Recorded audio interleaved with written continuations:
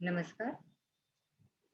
BA અર્થશાસ્ત્ર semester 3 paper number 5 સમગ્ર લક્ષી અર્થશાસ્ત્ર નો યુનિટ નંબર 4 અને એનું ચેપ્ટર નંબર 5 ફુગાવાને અંકુશમાં લેવાના ઉપાયો એની આજે આપણે ચર્ચા કરીશું. આપણે ફુગાવાના ચેપ્ટરની ચર્ચા કરી રહ્યા છીએ. એમાં આપણે અત્યાર સુધી ફુગાવાનો અર્થ, એની વ્યાખ્યા, ફુગાવાના કારણો, ફુગાવાની અસરો, ફુગાવાના પ્રકારો આ બધી ચર્ચા કરી લીધી છે. આજે આપણે ફુગાવાને અંકુશમાં લેવાના ઉપાયોની ચર્ચા કરવાના છે. અને આના પછી એક છેલ્લો ટોપિક આપણે લેશું, ફુગાવાજન્ય ગાળો અથવા ફુગાવાજન્ય ખાત. એની આપણે શોર્ટ નોટની ચર્ચા કરીશું આના પછીના લેક્ચરમાં. તો આજે આપણે અહીંયા આજે ફુગાવાને અંકુશમાં લેવાના ઉપાયોની ચર્ચા કરવાની છે. હવે આપણે બધાએ જોયું ફુગાવાના જે કારણો છે, શું કામ ફુગાવો ઉદ્ભવે છે, તે કારણોને આધારે એના ઉપાયો આપણે શોધી શકીએ. એટલે ફુગાવાના જે કારણો છે, કયા કારણો એ ફુગાવો ઉભો થાય છે, એ આપણે જોયું. ક્યાં બે કારણો હોય છે. એક તો ખરીદ શક્તિ વધારે કોઈ લોકોની અને સામા પક્ષે ઉત્પાદન ઓછું હોય. આ બે કારણોને લીધે ફુગાવો ઉદ્ભવતો હોય છે. ફુગાવો ઉદ્ભવવાના જે જુદા જુદા કારણો આપણે જોયા, એ કારણો જો જાણી લઈએ તો આપણે એના ઉપાયો લેવા સહેલા પડે. એટલે આપણે કારણોને આધારે એના ઉપાયોની ચર્ચા કરીશું. પરંતુ આપણે એની પહેલા જો લાસ્ટ લેક્ચરમાં આપણે જે ચર્ચા કરી ને કે ફુગાવાની અસરો, શું કામ ફુગાવાના ઉપાયો લેવા પડે, શું કામ એને નિયંત્રિત કરવો પડે, અથવા ફુગાવાને અંકુશમાં શા માટે લેવો પડે. તો એ અંકુશમાં લેવા માટેના જે ઉપાયો છે એ શું કામ ભરવા પડે, તો કે ફુગાવાથી જે આપણે કહીએ ને કે શરૂઆતમાં ધીમી ગતિએ ભાવ વધે ને તો ફુગાવાની સારી અસર થાય છે, આર્થિક વિકાસને હિતાવહ હોય છે, પોષક હોય છે. પરંતુ જ્યારે ફુગાવો બેકાબુ બની જાય છે, એટલે કે ભાવ વધારો જ્યારે બેકાબુ બની જતો હોય છે, ત્યારે એને અંકુશમાં લેવો જોઈએ. શા માટે, તો કે ફુગાવાથી ઘણી બધી ખરાબ અસરો થાય છે. એટલે એની અસરો, માઠી અસરોને કારણે આપણે ફુગાવાને અંકુશમાં લેવો જોઈએ. એની સારી અસરો તો આપણે જોઈ શરૂઆતમાં કે ધીમી ગતિએ ભાવો વધતા હોય તો એની સારી અસરો થાય છે. એ ટૂંકા ગાળા માટે અર્થકારણને લાભકારક છે, પરંતુ લાંબા ગાળે આ સતત ભાવો જો વધતા જ રહે તો અર્થકારણ અથવા અર્થતંત્ર માટે, રાષ્ટ્ર માટે માઠી અસરો ઉપજાવે છે. એટલે ફુગાવો છે એ તંદુરસ્ત અર્થકારણમાં પ્રવેશ કરીને અને જુદા જુદા ક્ષેત્રો ઉપર એની કેવી ખરાબ માઠી અસરો અથવા પ્રતિકૂળ અસરો સર્જીને અર્થકારણને છીનભીન કરી નાખે છે. એટલે આર્થિક વિકાસ રોકી દે, પછી સમાજ છે એ વેરવિખેર થઈ જાય, પછી નૈતિક અધઃપતન થાય, રાજનીતિક અસ્થિરતા સર્જાય. આવી બધી આપણે એની અસરો જોઈ ને લાસ્ટ લેક્ચરમાં, કેવી અસરો છે, માઠી અસરો બધી, કે ફુગાવાની કેવી અસરો થાય છે, આવું બધું ઊભું થાય. એટલે જુદા જુદા દ્રષ્ટિ બિંદુથી અથવા દ્રષ્ટિકોણથી આપણે જોઈએ તો ફુગાવો છે સમગ્ર સમાજ, સમગ્ર રાષ્ટ્ર, એ સમગ્ર અર્થતંત્ર માટે ખરાબ બધા અસરો ઊભી કરે છે, અથવા આપત્તિના વાદળો સર્જે છે અથવા બિછાવી દે છે અર્થકારણ ઉપર. તેથી આપણે ફુગાવાને દૂર કરવા માટેના અથવા એને અંકુશમાં લેવા માટેના ઉપાયો સરકારે વિચારવા જોઈએ. જો જર્મનીમાં જે ઘોડાપુર ફુગાવો આવ્યો હતો ને, એના અનુસંધાને પ્રોફેસર સુંદરમે એક સરસ વાત કરી હતી. 1924માં જર્મનીમાં જે આપણે એના ફુગાવાનું વર્ણન કરે છે, જયારે ઘોડાપુર ફુગાવો આવ્યો હતો ત્યારે એ શું કે છે કે જર્મનીમાં જયારે ઘોડાપુર ફુગાવો આવ્યો ને ત્યારે ફુગાવામાં ભાવો એટલા બધા વધ્યા હતા કે એટલા બધા ઘોડાપુર ફુગાવો એટલે તમને ખબર છે કૂદકા મારતા મારતા ભાવો વધે. એટલે ફુગાવાના ભાવો એટલા બધા ઊંચા ગયા હતા કે માણસ તેના જીવનભરની જે બચત એને ભેગી કરી હોય એ બચત વડે માંડ કોફીનો એક કપ મેળવી શકતો પણ નહોતો. માંડ એક કપ એને કોફી લેવી, આખી જીવન એને જે બચત કરી હોય, એને જેની સંપત્તિ ભેગી કરી હોય, એની કમાણી કરી હોય, એનાથી એને એક કપ કોફી પણ નહોતી મળી શકતી. આટલી બધી ખરાબ પરિસ્થિતિ આવી ગઈ. એટલે અર્થતંત્રને ખૂબ ખરાબ અસરો પણ એનાથી ઊભી થતી હોય છે. એટલે ફુગાવો છે એ ખતરનાક પરિસ્થિતિનું સર્જન કરતો હોય છે. તેથી આપણે એને નિયંત્રિત કરવો પડે, એને અંકુશમાં લેવો જોઈએ. એટલે આપણે ફુગાવાના કારણો જાણીને પછી જ આપણે ફુગાવાને જે ઉપાયો છે એના લઈ શકીએ. એટલે ફુગાવો ચીજ વસ્તુઓથી આપણે એમ જોઈએ કે આપણે પેલા જોયું હતું ને કે એના જે કારણો જોયા તેમાં કે ચીજ વસ્તુ અને સેવાઓની માંગ અને પુરવઠાનું જ્યારે અસંતુલન પેદા થાય ત્યારે ફુગાવો ઉદ્ભવે છે. એટલે ચીજ વસ્તુઓની માંગ અને પુરવઠાનું આ અસમતુલન અથવા એની વચ્ચેનો જે ગાળો છે એ ગાળો દૂર કરવો જોઈએ. તો આપણે ફુગાવાના જે અસરો છે એને ફુગાવો ઉદ્ભવવાના જે કારણો છે એમાંથી ફુગાવાની માઠી અસરો આપણે દૂર કરી શકીએ. એટલે ફુગાવાને નિયંત્રિત કરવા માટે શું કરવું જોઈએ? તો કે આપણે ચીજ વસ્તુનો પુરવઠો અને ચીજ વસ્તુઓની માંગ વચ્ચેનો જે ગાળો છે એ બે વચ્ચે જે અસમતુલા છે એ સમતુલાને નિવારવી જોઈએ. એટલે એ ગાળો આપણે ઓછો કરી દઈએ તો ફુગાવાને અંકુશમાં અથવા કે ભાવોને અંકુશમાં લઈ શકાય. એટલે માંગ જેટલો પુરવઠો આપણે ઉત્પાદન કરવો જોઈએ. એટલે કે ઉત્પાદનમાં વધારો કરવો જોઈએ અને માંગને કંટ્રોલમાં રાખવા, ખરીદ શક્તિને કંટ્રોલમાં રાખવા શું કરવું જોઈએ?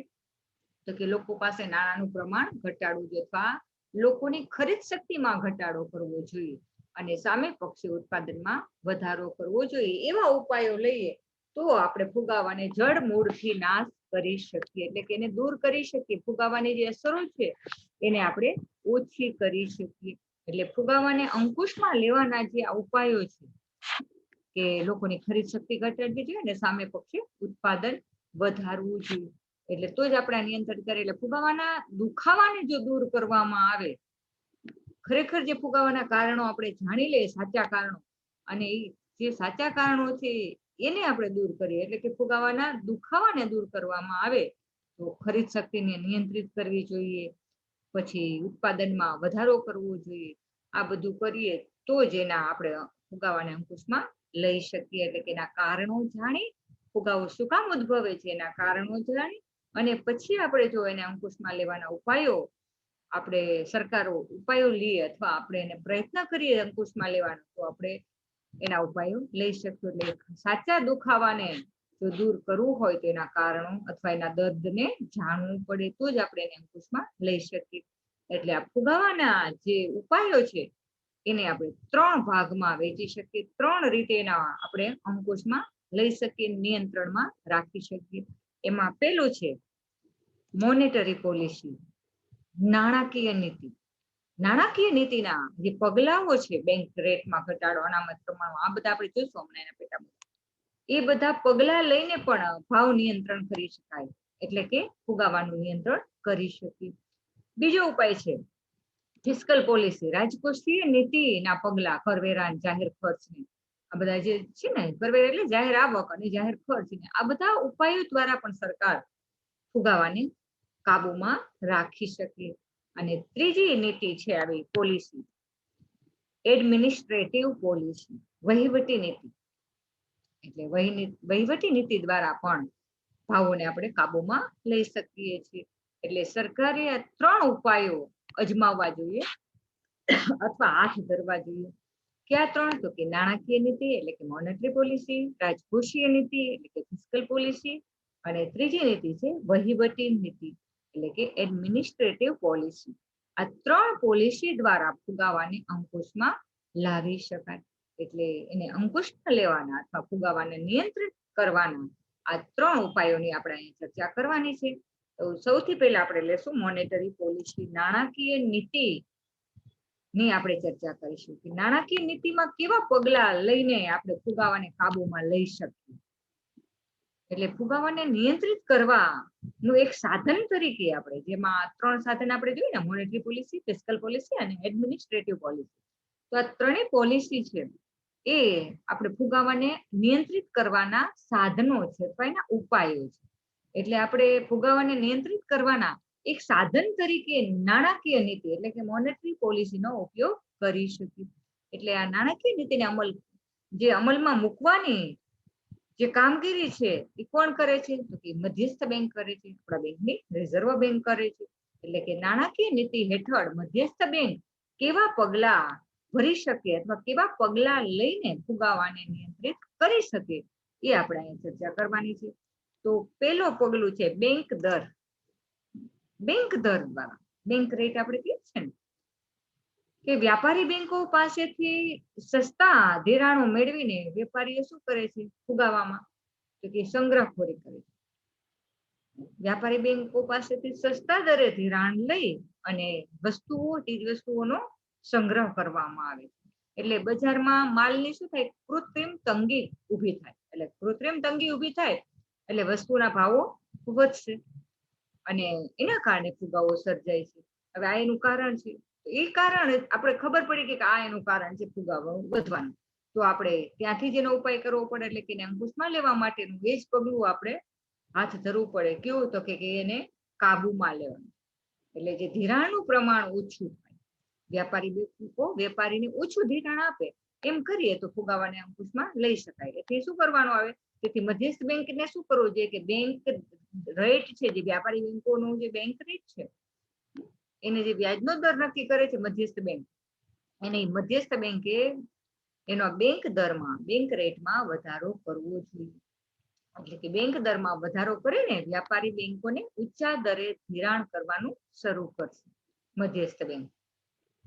તેથી વ્યાપારી બેંકોને સટ્ટાકીય ધિરાણોના વ્યાજ દરમાં વધારો કરવાની જરૂર પડે. મધ્યસ્થ બેંક ઊંચા દરે વ્યાજ આપે એટલે વ્યાપારી બેંકો પણ શું કરશે? ઊંચા દરે વ્યાજ ધિરાણ કેવું આપશે? ઊંચા વ્યાજના દરે. એટલે વ્યાજનો દર ઊંચો એને કરવો પડે. પરિણામે શું થાય કે જે ધિરાણ લેવા વાળા લોકો છે, વ્યાપારી છે, એ બધાને પણ ઊંચા વ્યાજ ચૂકવવા પડે. એટલે એને કારણે શું થાય કે સંગ્રહખોરીની પ્રવૃત્તિ અટકશે. એટલે બેંક દરની જે મર્યાદા નક્કી કરે તો ચીજ વસ્તુની કૃત્રિમ તંગી છે એ હળવી થાય અને ફુગાવો અંકુશમાં આવે. શું કામ? કે જેટલું વ્યાજ એને ચૂકવવું પડે એટલો કદાચ એને નફો ન મળે, એટલે એ ધિરાણ લેવાનું પ્રમાણ ઓછું થશે. વેપારી ઓછું ધિરાણ કરશે, સંગ્રહખોરી ઓછી થશે અને તેથી બજારમાં પૂરતી જે પુરવઠો છે એ ઉપલબ્ધ થશે અને એને કારણે ભાવો અંકુશમાં આવશે અને ફુગાવાને નિયંત્રિત કરી શકાશે. જેમ વેપારીઓ સાધારણ નફો મેળવવા માટે વ્યાજ દરમાં વધારો થાય તો શું કરે? સંગ્રહખોરીની પ્રવૃત્તિ ચાલુ રાખે છે અને લોકો છે બધા એની બચત કે મૂડી વડે શું કરે? સંગ્રહખોરીની પ્રવૃત્તિ કરતા હોય છે. તેના ઉપર બેંક દરમાં વધારાની કશી અસર ન પણ થાય એવું પણ બને ઘણી વખત. કેવું તો કે જે વેપારીઓ છે એ અસાધારણ નફો મળતો હોય તો એને કોઈ ફેર નથી પડતો વ્યાજ દરમાં વધારો થાય તો. એટલે શું કરે? સંગ્રહખોરીની પ્રવૃત્તિ ચાલુ જ રાખે અને પોતાની જે અંગત મૂડી હોય ને એનાથી સંગ્રહખોરીની પ્રવૃત્તિ કરતા રહે. એટલે બેંક પાસેથી એને ધિરાણ ન લેવું પડે, વ્યાજનો દર વધે કે ન વધે. એટલે પોતાની જે અંગત મૂડી છે એનાથી પણ સંગ્રહખોરી એટલે કે કાળા બજાર કરીને અથવા વસ્તુનો સંગ્રહ કરે છે. સંગ્રહખોરી કરી અને એ શું કરે? એને એટલા માટે એને માલની અછત, કૃત્રિમ તંગી ઊભી કરે. એટલે બેંકનો વ્યાજ દરમાં વધારો કરવામાં આવે બેંક દરમાં તો પણ અમુક વેપારીઓ છે એને કોઈ અસર થતી નથી. એટલે આ પગલાથી પણ ઘણા આપણે એમ કહીએ તો પણ વ્યાજનો અહીંયા આપણે ફુગાવાને અંકુશમાં લેવામાં થોડી ઘણી સફળતા મળે છે. એટલે આ પેલું પગલું છે, બેંક દરમાં વધારો કરવો અથવા બેંક રેટની નીતિ, મોનેટરી પોલિસીનું પેલું પગલું. બીજું પગલું છે ખુલ્લા બજારની નીતિ. હવે જ્યારે ફુગાવો છે એ કંટ્રોલમાં કરવા માટે બેંક દરનું જે પગલું છે એ નિષ્ફળ જાય, એટલે કે એમાં આપણે નિષ્ફળતા મળે કે વેપારીઓની પોતાની અંગત મૂડીનો ઉપયોગ કરીને સંગ્રહખોરી ચાલુ રાખશે એટલે ભાવો તો વધતા જ રહે ને અંકુશમાં ન રાખી શકાય. તો ત્યારે જે આ બીજું પગલું છે મધ્યસ્થ બેંક દ્વારા ખુલ્લા બજારની નીતિનું પગલું લેવામાં આવે છે. આ નીતિ હેઠળ શું થાય કે મધ્યસ્થ બેંક જામીનગીરી એનું જે પ્રમાણ છે જામીનગીરીનું વેચાણ કરશે. એટલે જામીનગીરીનું વેચાણ કરીને બેંકો અને લોકો પાસે રહેલું વધારાનું જે નાણું છે, અર્થતંત્રમાં જે નાણાંનો પુરવઠો છે એ પોતે ખેંચી લેશે. એટલે જામીનગીરીનું વેચાણ કરશે અને નાણાંનો પુરવઠો ખેંચી લેશે. એટલે નાણું પોતાને હસ્તક કરી લે અથવા પોતે ખેંચી લે છે. આથી લોકોની ખરીદ શક્તિમાં શું પડે? કાપ પડે. એની ખરીદ શક્તિ ઘટે અને બેંકોની અનામતોમાં ઘટાડો થાય, તેથી ધિરાણની પ્રવૃત્તિ પણ ઘટે. એટલે આમ નીતિના આપણે એમ કહીએ કે ખુલ્લા બજારની નીતિના અમલથી બજારમાં નાણાંનું પ્રમાણ ઘટે છે. એટલે નાણાંનું પ્રમાણ ઘટે એટલે શું થાય કે ભાવો પણ ઘટે અને ભાવો ઘટે એટલે ફુગાવાને પણ આપણે અંકુશમાં લઈ શકીએ. એટલે આ નીતિ પણ કેટલીક મર્યાદા છે, જેમ બેંક દરની નીતિ છે ને કે જે પોતાની મૂડી હોય એનાથી સંગ્રહખોરી ચાલુ રાખી શકે લોકો. તો આની પણ એક મર્યાદા છે કે આપણે એમ કહીએ કે જે પૂર્ણ રીતે ફુગાવાને નિયંત્રિત કરવામાં આ નીતિ સફળ નથી થતી, તેમ છતાં બેંક દર કરતા નીતિ વધારે આપણે એમ કહીએ કે અસરકારક છે એવું તો કહી શકીએ. પણ આમ આપણે કહીએ કે ફુગાવાને સંપૂર્ણ અંકુશમાં લેવું હોય તો જામીનગીરીનું વેચાણ કરી અને બધો નાણાંનો પુરવઠો મધ્યસ્થ બેંક એની પાસે લઈ શકતી નથી. એટલે કે એટલી બધી અસરકારક નથી, એની મર્યાદા છે કે સંપૂર્ણ અંકુશ ન આવી શકે ફુગાવાથી, પણ બેંક દરની જે નીતિ છે એના કરતા થોડી વધારે ઉપયોગી અથવા અસરકારક પગલું છે, એવું આપણે સાબિત કરી શકીએ. ત્રીજો પગલું છે મધ્યસ્થ બેંક મોનેટરી પોલિસી અંદરનું, કેવું છે? અનામતના પ્રમાણમાં ફેરફાર. હવે આપણે બે જે પગલા જોયા ને, બેંક દરની નીતિ અને ખુલ્લા બજારની નીતિ, આ બે ઉપાય સિવાયનો એક ત્રીજો ઉપાય છે નાણાકીય નીતિનો, કે જે છે અનામત પ્રમાણમાં ફેરફાર. એટલે આ બંને નીતિઓ જ્યારે આપણે એમ કે એની મર્યાદાઓ છે, બે નીતિઓ જ્યારે ફુગાવાને અંકુશમાં કરવા માટે સફળ ન થાય, અસરકારક પુરવાર ન થાય, ત્યારે મધ્યસ્થ બેંક ત્રીજો ઉપાય લે છે. કયો લે છે? તો કે અનામતના પ્રમાણમાં ફેરફાર કરે છે. હવે અનામતના પ્રમાણમાં વધારો કરવામાં આવે, વ્યાપારી બેંકોને એવી ફરજ પાડે કે અનામતનું પ્રમાણ વધારે રાખવાનું, બેંકમાં જે અનામતનું પ્રમાણ છે એને વધારો કરવાનો, અને પછી જે બાકીનું છે એનું ધિરાણ કરવાનું. એટલે આ અનામતનું પ્રમાણ છે એનો દર વધારી નાખે. એટલે શું કરશે? એવી ફરજ પાડશે વેપારી બેંકોને કે આટલા ટકા તો અનામત રાખવાની. એટલે વેપારી બેંકો પોતાની પાસે રહેલી જે થાપણ છે એના અમુક ટકા રકમ મધ્યસ્થ બેંક પાસે શું કરવું પડે? રોકડ અનામતના સ્વરૂપમાં રાખવું પડે. એટલે આ એને રાખવાની ફરજ પડે. એટલે મધ્યસ્થ બેંક છે એ ફુગાવાનું નિયંત્રિત કરવા માટે વેપારી બેંકો પાસે શું કરે? રોકડ અનામતનું જે ટકાવારી પ્રમાણ છે ને એ વધારી દે છે. તમને ખબર CRR રેશિયો કહે છે, અત્યારે લગભગ આપણો કેટલો છે? 4% જેટલો છે. તો 8%નું પ્રમાણ વધારી દીધું હોય છે બેંક. કેવું? તો કે અનામતના રોકડ અનામતનું પ્રમાણ મધ્યસ્થ બેંકમાં જમા કરાવવાનું, બાકીનું એ ધિરાણ કરી શકે. એટલે આવી જરૂર પડે ને જ્યારે ભાવને નિયંત્રિત કરવામાં, ત્યારે રિઝર્વ બેંક આવું કરતી હોય છે. આપણે મધ્યસ્થ બેંક છે એ આવું કરે કે એનું પ્રમાણ વધારી દે છે. એટલે વ્યાપારી બેંકો પાસે શું થાય કે રોકડ અનામતનું ભંડોળ ઓછું થાય, એટલે એ ઓછું ધિરાણ આપી શકે, એટલે એના ધિરાણમાં ઘટાડો થાય. એટલે શાક સર્જનની પ્રવૃત્તિ છે એ નિયંત્રિત બનશે, અથવા શાક સર્જન ઓછું થાય, આપોઆપ એનું એના ઉપર નિયંત્રણ આવી જાય. એટલે આ પગલું છે ઈ ઓલી બે પગલા છે આપણે કયું તો કે બેંક દર અને ખુલ્લા બજારની નીતિ કરતા વધારે અસરકારક છે. કયું તો કે અનામતના પ્રમાણમાં ફેરફાર કરીને મધ્યસ્થ બેંક છે એ ભાવોને કાબુમાં લઈ શકે છે. એટલે અનામતના પ્રમાણમાં રિઝર્વ બેંક છે એના જે CRR રેટ છે એ વધારી દે, રોકડ અનામતનું પ્રમાણ છે એનો જે રેટ છે એ વધારી દેશે. વ્યાપારી બેંકો એમ કહેશે, વ્યાપારી બેંકો પાસેથી મધ્યસ્થ બેંક છે એ ઊંચા રોકડ અનામતનું પ્રમાણ છે એનું પ્રમાણ વધારી દેશે, એટલે એટલું શાક સર્જન ઓછું થાય. શાક સર્જન ઓછું થાય એટલે અર્થતંત્રમાં નાણું ઓછું ફરે, એટલે કે નાણાંના પુરવઠામાં ઘટાડો થાય, અને એના કારણે વસ્તુઓના ભાવોમાં પણ ઘટાડો થાય છે. એટલે ઉત્પાદન ખર્ચમાં આપણે એમ કરીએ કે જો વધારાની જે આપણે આના કારણે શું થાય, વધારાની માંગણી કરતા હોય તો આપણે એમ કહીએ કે નાણાંનો પુરવઠો છે અંકુશ મારીએ, નાણાંનો પુરવઠો જો ઘટે, નાણાંના પુરવઠામાં ઘટાડો થાય તો શું થયું? એના કારણે વસ્તુનો જે સામે માંગ છે, એટલે કે નાણાંની પુરવઠો ઘટ્યો એટલે ખરીદ શક્તિમાં ઘટાડો થયો. હવે ખરીદ શક્તિમાં ઘટાડો થાય એટલે વસ્તુઓની માંગમાં પણ ઘટાડો થશે. વસ્તુઓની માંગ ઘટે એટલે શું થાય તો કે એના ખર્ચમાં, એટલે આપણે શું કહીએ, વસ્તુની માંગ ઘટશે એટલે પાછા વસ્તુના ભાવોમાં પણ ઘટાડો થશે. એટલે વસ્તુના ભાવો ઘટે એટલે ફુગાવાને નિયંત્રિત કરી શકાય અથવા અંકુશમાં લાવી શકાય. એટલે ચીજ વસ્તુઓના ભાવોમાં ઘટાડો થાય એટલે આપણે કહીએ કે ફુગાવાને કાબુમાં લઈ શકાય છે. અને ત્યાર પછીનું નાણાકીય નીતિનું જે આ સાધન છે મોનેટરી પોલિસી, એનું ચોથું પગલું છે ગુણાત્મક શાક નિયંત્રણ દ્વારા. હવે જે આપણે ઉપરના જે છે ને પરિમાણાત્મક શાક નિયંત્રણના પગલા છે, હવે એ ત્રણેય પગલા એવા છે કે જેનાથી આખા અર્થતંત્રમાં જે નાણાંનો પુરવઠો ઘટાડવાનો છે. એટલે અર્થતંત્રમાં જે બધા ક્ષેત્રોને લાગુ પડે, એટલે કે બધા ક્ષેત્રોને ધિરાણ મોંઘું પડે એવા પગલા છે ઉપરના ત્રણ, કે જેને કારણે બધાને ધિરાણ લેવું મોંઘું પડે છે. પણ ગુણાત્મક શાક નિયંત્રણના પગલા દ્વારા સરકાર શું કરી શકે કે જેમાં વધારે સંગ્રહખોરી હોય એ જ વસ્તુઓનું એ જે ક્ષેત્રો છે એને ધિરાણ મોંઘું પડે ને એવા પગલા લે છે.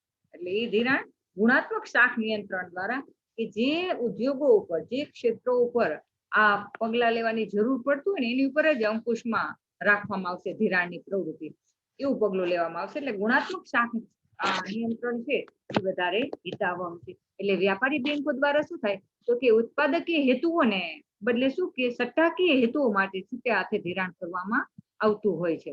એટલે ત્યારે શું થાય કે કેટલીક ચીજ વસ્તુના ભાવ છે ને એ ખૂબ વધી જતા હોય છે અને કેટલીક વસ્તુના ભાવો સ્થિર રહે છે. એટલે મધ્યસ્થ બેંક શું કરે તો ગુણાત્મક શાખ નિયંત્રણ નીતિ દ્વારા એ જે આવા પ્રકારના ધિરાણો હોય કે જે ચીજ વસ્તુ જે ક્ષેત્રનો સટ્ટો વધારે થતો હોય, જે વસ્તુના ભાવો વધ્યા હોય, એ બધા જે સટ્ટાકીય હેતુ માટેની પ્રવૃત્તિ થતી હોય, એટલે કે જે ચીજ વસ્તુઓ ઉપર સટ્ટો થતો હોય એ પ્રકારના ધિરાણો છે એ ઘટાડી દેશે અથવા એની ઉપર વ્યાજનો દર ઊંચો રાખશે. એટલે વ્યાપારી બેંકોને વ્યાજનો દર વધારવાનો આદેશ આપે કે આ સટ્ટા જે આ વસ્તુઓ છે એની ઉપર વધારે સટ્ટો થાય છે તો એના ભાવો વધારે વધે છે, તો એને જે ધિરાણ આપવામાં આવે એનો વ્યાજનો દર ઊંચો રાખ. એટલે એના ઉપર શું કરશે, ધિરાણ જે આપે છે એના પર વ્યાજનો દર ઊંચો આપવાનો આદેશ કરશે મધ્યસ્થ બેંક. એટલે વસ્તુના ભાવોમાં શું થશે, સટ્ટાકીય પ્રવૃત્તિને કારણે વધારો થતો હોય તો તેની પાછળ આવા ધિરાણો જે વ્યાજનો દર છે એ ઊંચો રાખવામાં આવે. આથી વસ્તુ પાછળ સટ્ટાકીય ધિરાણ ઉપર કાપ પડે. એટલે કાપ આવે એટલે શું થાય, એના ભાવો પાછા નીચે આવે અને નીચે આવે એટલે પાછો ફુગાવાને અંકુશમાં લાવી શકાય. એટલે ગુણાત્મક શાખ નિયંત્રણ માટે કેવા પગલાઓ, તો આ કેવા પગલા લઈ શકે તો તમને ખબર છે આપણે રિઝર્વ બેંક ને બધું આપણે જોયું હતું, વ્યાપારી બેંકોની ચર્ચા કરો છો તમે, એસવાયમાં પણ ભણી ગયા છો. અત્યારે એસવાયમાં તમારે જે પેપર આવે છે નાણું ને બેંકિંગ એમાં પણ આવે છે, અને બીજું તમે જો તો ટીવાયમાં પણ તમારે આવશે, માઇક્રો ઇકોનોમિક્સમાં આવે છે, પછી નાણું અને બેંકિંગ ટીવાય નું તમારે એક પેપર આખું છે. એમાં તમને ખબર છે ગુણાત્મક શાખ નિયંત્રણ દ્વારા કેવો હોય તો કે શાખની માપબંધી કરવી, પછી ડાયરેક્ટ એક્શન આપણે કહીએ છીએ, સીધા પગલા દ્વારા જામીનગીરીઓની ખરીદી અને વેચાણ, એટલે એ બધા પગલાઓ છે. પછી ઉપભોક્તાની શાખનું નિયંત્રણ કરવું, પછી નૈતિક સમજાવટ, પ્રચાર, આવા બધા પગલાઓ છે. તો આવા બધા પગલાઓ દ્વારા શાખનું નિયમન કરી શકે છે રિઝર્વ બેંક. એટલે ગુણાત્મક શાખ નિયંત્રણની વિશિષ્ટતા એક છે કે એનાથી શું થાય કે જે ક્ષેત્ર ઉપર એને નિયંત્રણ મૂકવું હોય એ ક્ષેત્ર ઉપર એ નિયંત્રણ મૂકી શકે છે. એટલે બધા ક્ષેત્રોને એનું સહન કરવું નથી પડતું કે બધાને ધિરાણ મૂકવું પડે એવું નથી થતું. જેના ઉપર સટ્ટો થતો હોય એ ક્ષેત્ર ઉપર વ્યાજનો દર વધારી દેવામાં આવે છે એના ધિરાણ ઉપર, એટલે સીધો એના ઉપર પગલા લેવામાં આવે છે. એટલે માત્ર જે ક્ષેત્રને નિયંત્રિત કરવાનો રિઝર્વ બેંકનો અથવા મધ્યસ્થ બેંકનો ઈરાદો હોય ને એ ક્ષેત્રને જ અસર થશે. એટલે બિનજરૂરી ધિરાણોમાં ઘટાડો થાય છે. એટલે ગુણાત્મક શાખ નિયંત્રણની જે નીતિ છે એને જેના ઉપર નિશાન ટાકવું હોય, એટલે કે ધાર્યા નિશાન પાડી શકાય એવી નીતિ કહેવામાં આવે છે ગુણાત્મક શાખ નિયંત્રણની નીતિને. એટલે આ રીતે મધ્યસ્થ બેંક છે એ નાણાકીય નીતિ દ્વારા, એટલે કે મોનેટરી પોલિસી દ્વારા આ 4 પગલાઓ ભરીને શાખનું નિયંત્રણ કરી શકે છે. ક્યાં તો કે બેંક દર, ખુલ્લા બજારની નીતિ, અનામતના પ્રમાણમાં ફેરફાર અને ગુણાત્મક શાખ નિયંત્રણ દ્વારા. એટલે આ ફુગાવાને અંકુશમાં લેવાના આ પગલા આપણે જોવાના છે. મોનેટરી પોલિસીનું જે સાધન છે, જે ઉપાય છે, એમાં 4 ઉપાયો લેવાના છે.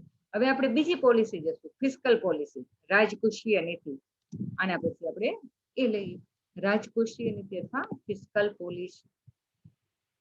હવે રાજકોષીય નીતિમાં આપણે ખબર છે જાહેર આવક, જાહેર ખર્ચ, આવા બધા પગલા લેવામાં આવે છે. આ પણ તમે ભણી જ ગયા છો આના પહેલાના પેપરમાં. જો નહીં ભણ્યા હોય તો હવે તમારે એ આવશે. એટલે ફુગાવાને નિયંત્રિત કરવા માટેનું આ કેવું છે, બીજું સાધન છે. બીજા સાધન તરીકે સરકાર શું કરશે, રાજકોષીય નીતિનો અમલ કરશે. એટલે રાજકોષીય નીતિનો અમલ કરવાની જવાબદારી સરકાર ખુદ પોતે લે છે, પોતે આ એક્શન લે છે. રાજકોષીય રિઝર્વ મધ્યસ્થ બેંક ની પણ સરકાર પોતે લે છે. એટલે આના માટે રાજકોષીય નીતિનો ખ્યાલ છે એ આપણે જોઈએ તો એને શું કહેવાય, રાજકોષીય નીતિમાં શું એક્શન લેવા પડે અથવા એ કેવી નીતિ છે, તો કે રાજકોષીય નીતિ એક એવી નીતિ છે કે જેના દ્વારા સરકાર પોતાના ખર્ચ અને આવકના કાર્યક્રમોને એવો વળાંક આપે છે કે તે રાષ્ટ્રીય આવક છે, ઉત્પાદન તથા રોજગારી, આ બધા ઉપર ઈચ્છિત પ્રભાવ પાડી શકે છે અને અનૈચ્છિક પ્રભાવોને દૂર કરી શકે છે અથવા રોકી શકે છે. શું કરી શકે રાજકોષીય નીતિ? તો કે રાજકોષીય નીતિ કેવી નીતિ છે, તો કે એવી નીતિ છે કે જેના દ્વારા સરકાર છે પોતાના ખર્ચ ને આવક ના જે કાર્યક્રમો છે એને એવો વળાંક આપી શકે છે કે જેથી રાષ્ટ્રીય આવક છે, ઉત્પાદન છે, રોજગારી છે, આ બધા ઉપર એને ઈચ્છા હોય એવો પ્રભાવ પાડી શકે છે, અને જે અનિચ્છનીય હોય એને ઈચ્છા ન હોય એવા પ્રભાવને દૂર કરી શકે છે. એટલે ફિસ્કલ પોલિસીની આપણે આ રીતે ઉપાયો એ કરી શકીએ. એટલે ઉત્પાદન, આવક અને રોજગારી ઉપર જે સારી અસરો છે એના ઉપર જે પગલા લેવાના હોય એ પગલા રાજકોષીય નીતિ દ્વારા લઈ શકાય છે. એટલે આમ રાજકોષીય નીતિ છે એ ફુગાવાને નિયંત્રિત કરવા એક આપણે એમ કહીએ કે અસરકારક સાધન પુરવાર થયું છે. એટલે સરકાર રાજકોષીય નીતિ દ્વારા જે પગલા લે છે, કયા પગલાઓ લઈને ફુગાવાનું નિયંત્રિત કરી શકે એ આપણે હવે જોવાનું છે. તો પહેલું પગલું લેશું જાહેર આવક એટલે કે કરવેરા. કરવેરા દ્વારા ફુગાવાને સરકાર અંકુશમાં લાવી શકે. તો કેવી રીતે? તો કે ફુગાવો એ શું છે? તો કે ખરીદ શક્તિ જ્યારે વધારે હોય ને એનું પરિણામ. ફુગાવો શેનું પરિણામ છે? ખરીદ શક્તિ વધારે, લોકો પાસે નાણું વધારે પડે, આના પરિણામે ફુગાવો સર્જાય છે. તેથી સરકારે શું કરે કે આ ફુગાવાને ડામવા માટે એને શું કરવાનું? ખરીદ શક્તિ ઘટાડવી જોઈએ. ખરીદ શક્તિ ક્યારે ઘટે? તો કે લોકો ઉપર વધારે કરવેરા નાખે એટલે એની જે નાણાકીય આવક છે એમાંથી આપણે ટેક્સ રૂપે આવક લઈ લે એટલે એની વાસ્તવિક આવકમાં ઘટાડો થાય. વાસ્તવિક આવક એટલે એની ખરીદ શક્તિમાં ઘટાડો કરવામાં આવે છે. એટલે આપણે એમ કહીએ કે જૂના જે કરવેરા છે ને એમાં વધારો કરવામાં આવે, અથવા એના એટલે એના ઉપર જે જૂના કરવેરા છે એના દરમાં વધારો કરવામાં આવે, અથવા નવા કરવેરા નાખીને પણ સરકાર ખરીદ શક્તિ ઘટાડી શકે છે, નાણાંનો પુરવઠો નિયંત્રિત કરી શકે છે. એટલે લોકો પાસેથી વધારાના નાણાં એ પાછા લઈ લે છે, તેથી લોકોની ખરીદ શક્તિ ઘટે છે. એટલે જે કૃત્રિમ માંગ, ટૂંકા ગાળામાં જે માંગનો ઉભરો આવ્યો હતો ને એ માંગ કેવી થઈ જાય? સ્થિર થઈ જાય છે. અને એ માંગ ઘટે એટલે શું થાય કે પાછા ભાવો ઘટી જશે.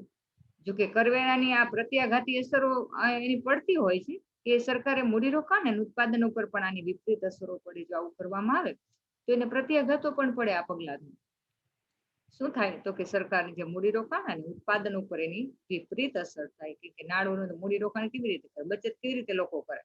ખરીદ શક્તિમાં ઘટાડો થાય એટલે લોકોની બચત શક્તિ પણ ઘટશે.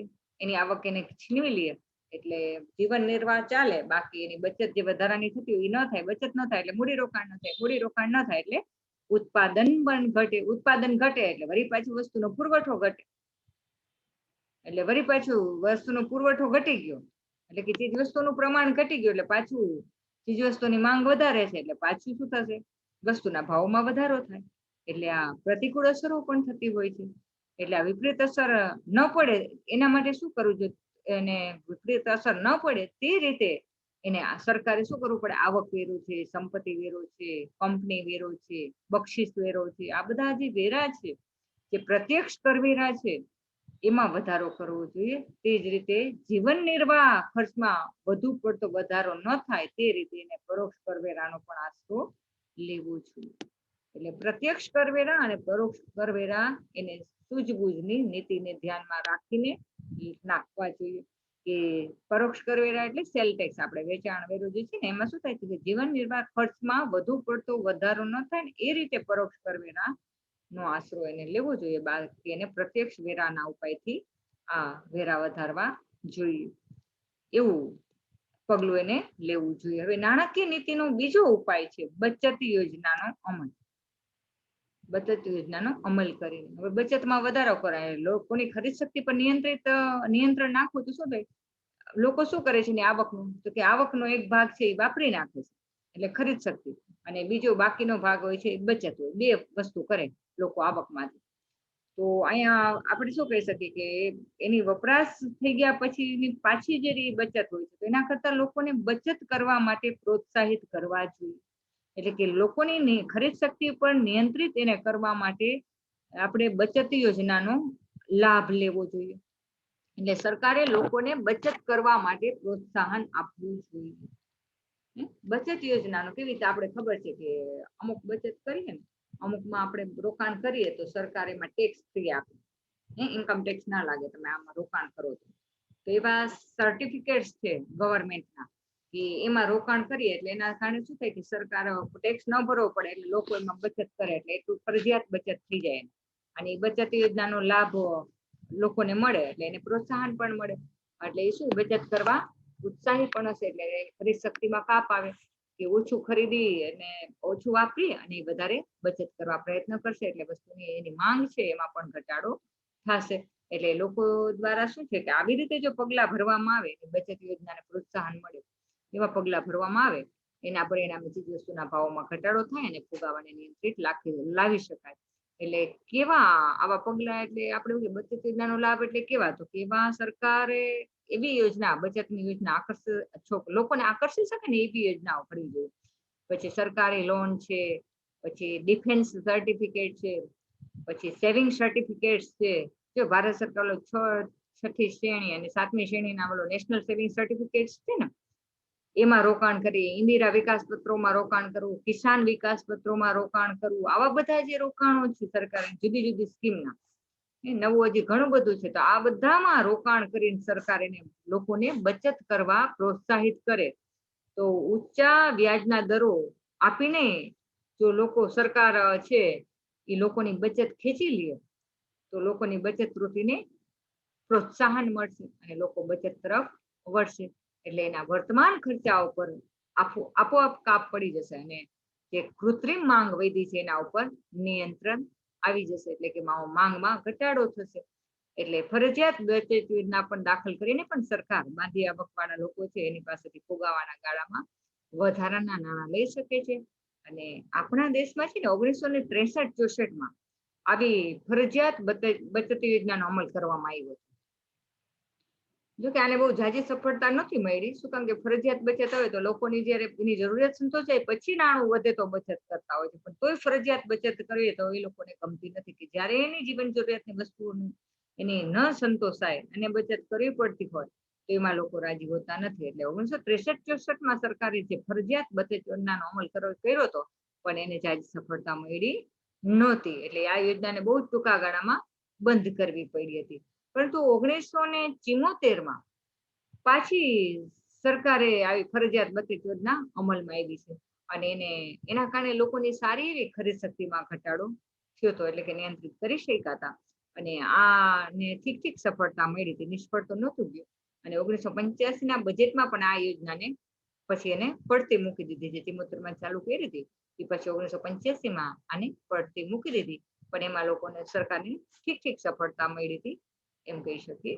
એટલે ફરજિયાત બચત યોજના અથવા લોકોને પ્રોત્સાહિત કરે એવી બચત યોજના દ્વારા પણ લોકોની ખરીદ શક્તિ ઘટાડીને ફુગાવાને નિયંત્રણમાં અથવા અંકુશમાં લાવી શકાય. એટલે રાજકોષીય નીતિનું આ બીજું પગલું છે.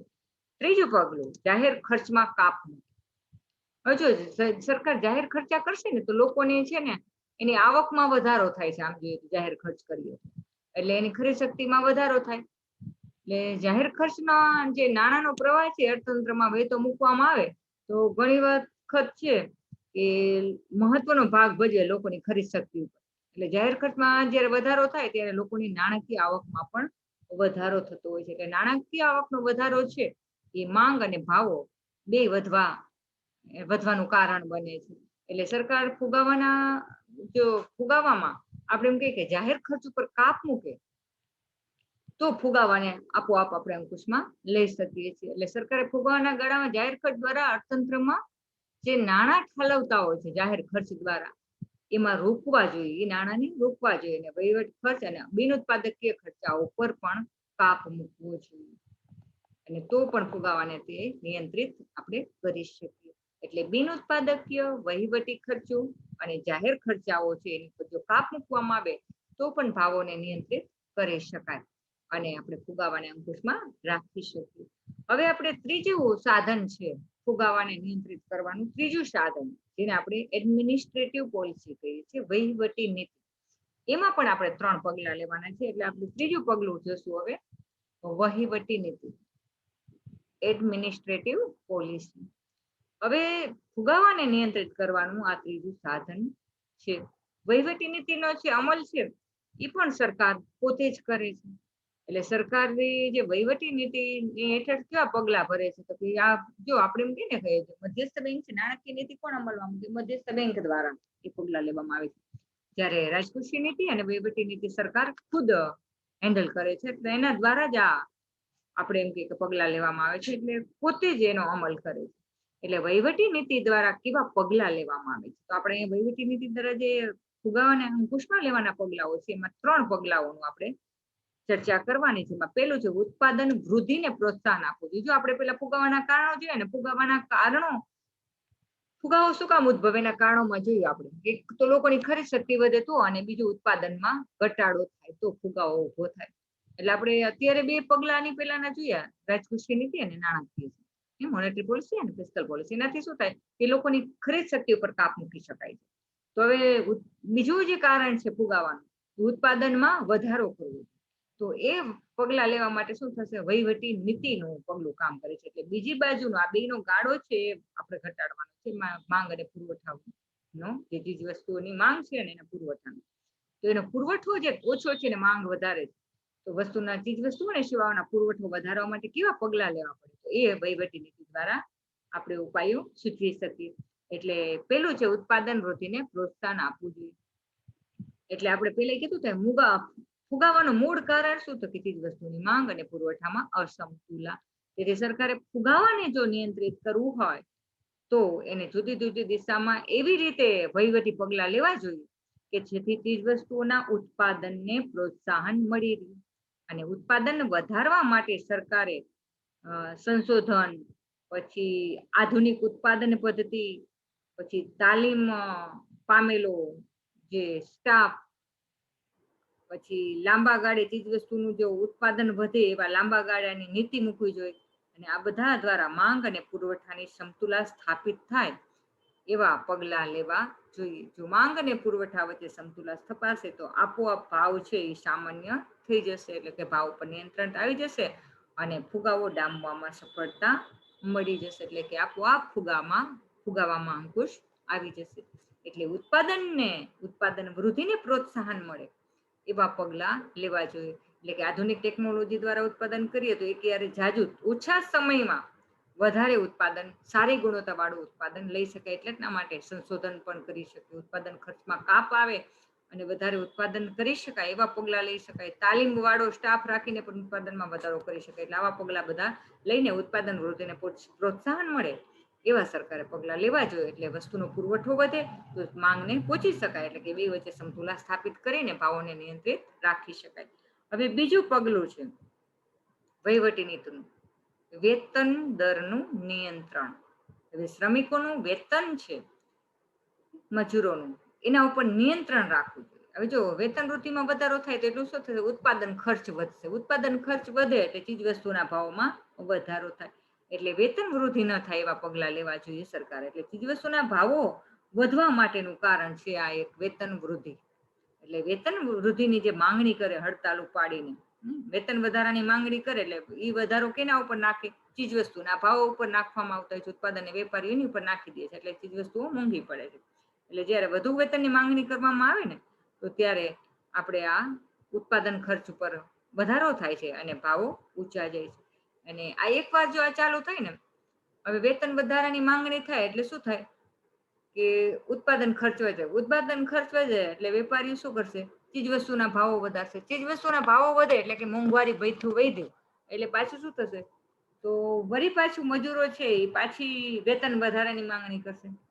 એટલે વેતન વધારાની માંગણી એ કર્યા કરે એટલે વેતન વધારો પાછો વેતન વધારો થશે. એટલે વળી પાછું ઉત્પાદક ને વેપારીઓ છે એ ચીજ વસ્તુ એનું ઉત્પાદન ખર્ચ વધે એટલે શું કરે, ચીજ વસ્તુના ભાવો ઉપર નાખશે. એટલે વળી પાછા ચીજ વસ્તુના ભાવો વધશે.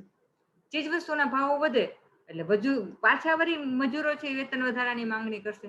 એટલે સતત આ બે વચ્ચે આ હરીફાઈ ચાલતી જ રહે છે, વેતન વધારો અને ભાવ વધારાની. તો જો શરૂઆતમાં જ વેતન વધારાને નિયંત્રિત કરવામાં આવે તો ફુગાવાને નિયંત્રિત કરી શકાય.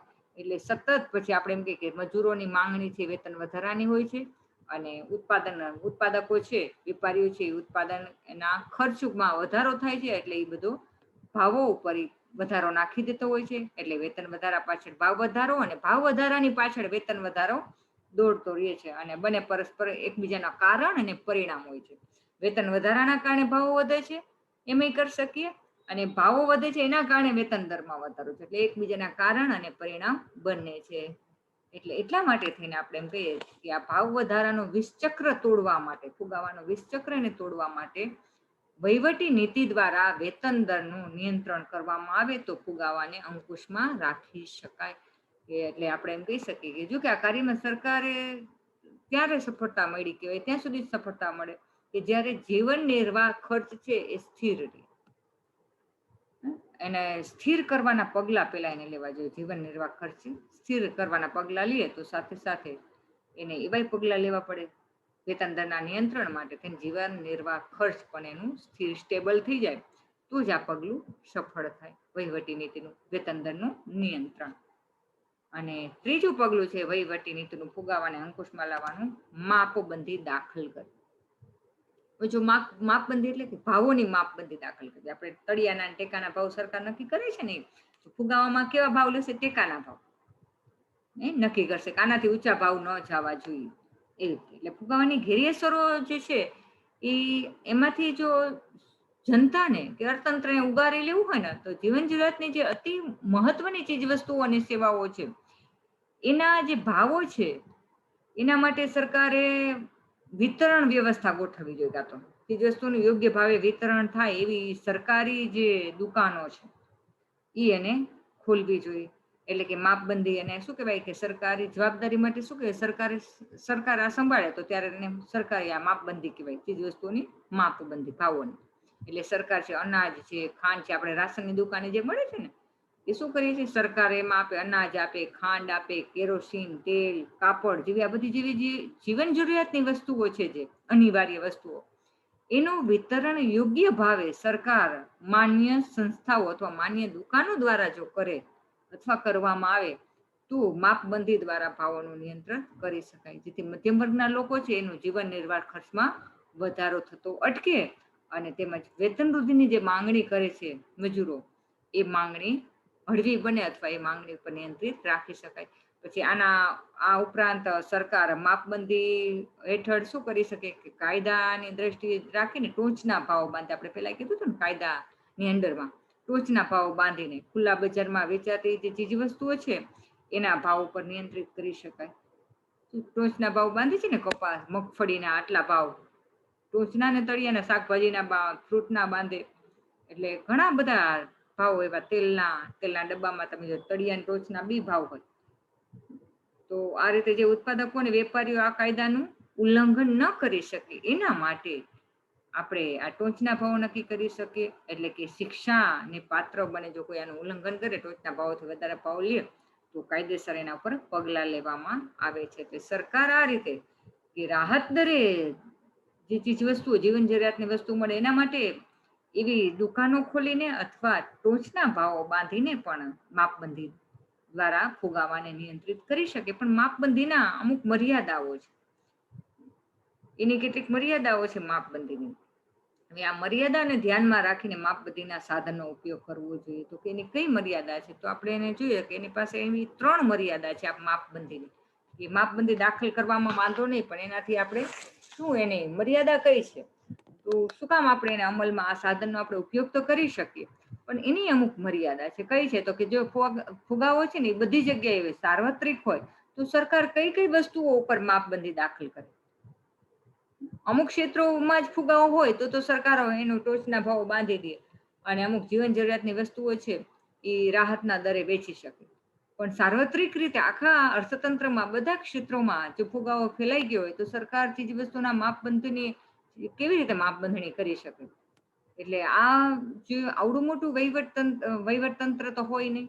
એટલે કે આટલું બધું જો આખા બધા ક્ષેત્રોમાં ફુગાવો લાગુ પડી ગયો હોય તો આટલું મોટું વહીવટ તંત્ર ઊભું કરવું અશક્ય જ છે. એટલે આવા સંજોગોમાં કેટલી વખત માપબંધી દ્વારા આપણે છે એ ફુગાવાને નિયંત્રિત ન કરી શકીએ ત્યારે શું થાય કે આભ ફાટ્યું ને થીગડું મારવા જેવું થાય. આખું આભ ફાટ્યું ને થીગડા મારી મારીને કેટલા મારી શકે? એટલે કે અર્થતંત્રમાં ફુગાવો સાર્વત્રિક હોય ત્યારે માપબંધીનું પગલું છે એની મર્યાદિત બને છે. ત્યાર પછી બીજી એની મર્યાદા એમ કહી શકીએ કે માપબંધી અને આપણે એમ કહીએ આ માપબંધીનું જે પગલું છે એ અને ભાવ નિયંત્રણનો પ્રયોગ છે એ ફુગાવાના મૂળ કારણ સાથે નહીં, પરંતુ કેની આરે? તો કે માત્ર અસર સાથે જ એને એ કુસ્તી કરે છે. અસરને જ ઓલું કરી શકે. શું કામ? કે હવામાં આપણે ઘણી વાર એમ થાય, હવામાં જે આપણે ગન છોડીએ ને કે ક્યાં નિશાન લાગે એ ખબર ન હોય આ પગલાથી. એટલે હવામાં છોડવામાં આવેલા ગોળીબારથી વિશેષ કંઈ નથી માપબંધી, આવું પણ કહેવામાં આવ્યું છે કે એનાથી વિશેષ કાંઈ નથી. કે ખબર નહીં કે આ પગલાથી ક્યાં એની અસર થાય. એટલે ખાલી અસરોને નિયંત્રિત કરી શકાય, પણ એના ઉપાય તરીકે એનો ઉપયોગ ન કરી શકીએ. અને ત્રીજી મર્યાદા છે એની કે આપણે એમ કહીએ કે માપબંધી અને ભાવ નિયંત્રણ છે, જો કાયમી ઘર કરી જાય, કાયમી ઉપાય તરીકે એનો ઉપયોગ કરવામાં આવે તો એના કારણે શું થાય? કાળા બજાર થાય, પછી ભૂતિયા કાર્ડ બની જાય, લાગવક, કૃત્રિમ માલની તંગી, સંગ્રહખોરી, પછી વહીવટી તંત્રમાં સડો ઊભો થાય, એટલે કે ભ્રષ્ટાચાર ઊભો થાય. આવા ઘણા બધા દૂષણો જન્મી શકે છે. એટલે કાયમી માપબંધી પણ એને અવળી અસર કરે, એટલે કે ખરાબો એનાથી બધા આપણે એમ કે વસ્તુ ઉપજે છે. સંગ્રહખોરી, કાળા બજાર, આવા બધા પગલા આપણે જે કીધા ને, ભૂતિયા કાર્ડ છે, પછી કૃત્રિમ તંગી છે, આ બધું એમાંથી ભ્રષ્ટાચાર આ બધું ઊભું થાય. એટલે આપણે માપબંધી દ્વારા આપણે ફુગાવાને નિયંત્રિત કરવામાં એની કેટલીક મર્યાદા છે. એટલે આ રીતે ફુગાવાને ડામવા માટે આપણે વહીવટી નીતિ દ્વારા 3 પગલા આપણે લીધો તો ઉત્પાદનમાં વધારો કરવો જોઈએ, વેતન દરનું નિયંત્રણ કરવું જોઈએ, અને અમુક વસ્તુ છે એ માપબંધી એમાં દાખલ કરવી જોઈએ. એટલે ફુગાવાના નિયંત્રણમાં લેવાની આપણે આ 3 સાધનો છે: નાણાકીય નીતિ, રાજકોષીય નીતિ અને વહીવટી નીતિ. સરકારે ફુગાવાને નિયંત્રિત કરવા માટે ત્યારે જ આમને જો આ 3 પગલાઓ તો લઈએ, પણ સફળતા સરકારને ત્યારે જ મળી કહેવાય કે જ્યારે આમાંથી કોઈ એક નીતિ નહીં, પરંતુ બધી જ નીતિઓ દ્વારા નાણાકીય, વહીવટી અને રાજકોષીય 3 નીતિઓ સાથે રાખીને જો કામ કરવામાં આવે અથવા આ નીતિનું સુયોગ્ય રીતે અમલ કરવામાં આવે તો જ સરકારને ધાર્યા એના લાભ મળી શકે, એટલે કે ધારી સફળતા મળી શકે. એટલે આ પગલાઓ પણ ફુગાવાને આપણે જો, અને બીજું આ પગલાથી ફુગાવો તો આપણે ડામી શકીએ, પણ આ પગલાઓ દ્વારા ક્યારે? તો કે ફુગાવાને ડામવો હોય તો એના જન્મથી જ, એટલે કે ફુગાવાની જે શરૂઆત છે ત્યારથી જ જો આનો અમલ કરવામાં આવે આ 3 નીતિઓનો, તો જ આપણે અસરકારક એનો અમલ કરી શકીએ. એટલે કે અસરકારક એની આપણે એનો પ્રયોગ એટલે એની ઉપયોગિતા કરી શકીએ, અથવા એમાં સફળતા મેળવી શકીએ. એટલે જો આમાં વિલંબ થાય, એટલે કે ફુગાવો અનિયંત્રિત થઈ ગયા પછી જો આ ઉપાયો લેવામાં આવે તો, એટલે કે એમાં વિલંબ થાય તો લાંબા ગાળે શું થાય કે ઉધઈ જેવું થાય. ઉધઈ લાગી હોય પછી ઉધઈને અર્થતંત્ર છે એ કોરી ખાતું હોય, ધીમે ધીમે ઉધઈ જેમ કોરી ખાય ને, એટલે ઉધઈની માફક જ આખા અર્થતંત્રને ફુગાવો છે એ કોરી ખાશે, અને સરકાર દ્વારા ફુગાવાને નિયંત્રિત કરવામાં અસફળ થશે. એટલે કે ગમે તેટલા પ્રયત્ન કરશે તો પણ એ સફળ થશે નહીં, એટલે કે નિષ્ફળ થશે. અને આપણે ફુગાવાનું આખા અર્થકારણને છીનભીન કરી નાખશે, આખા અર્થતંત્રને છીનભીન કરી નાખે છે. એટલે આ 3 નીતિ છે, નાણાકીય નીતિ, રાજકોષીય નીતિ અને વહીવટી નીતિ દ્વારા ફુગાવાને નિયંત્રિત તો કરવો જોઈએ. પણ આ નીતિ દ્વારા ક્યારે? તો કે જ્યારે ફુગાવાની શરૂઆત હોય, જ્યારે ફુગાવો જન્મે ત્યારથી જ આ બધા પગલાઓ લઈએ સરકાર, તો જ ફુગાવાને અંકુશમાં લાવી શકાય. નહીંતર ફુગાવાને અંકુશમાં લાવી શકવો શક્ય જ નથી. એટલે કે જ્યારે અસાધારણ ભાવો વધી ગયા હોય ત્યારે જો ફુગાવાનું નિયંત્રિત કરવામાં આવે તો સરકારને આ પગલાઓથી કોઈ સફળતા મળતી નથી.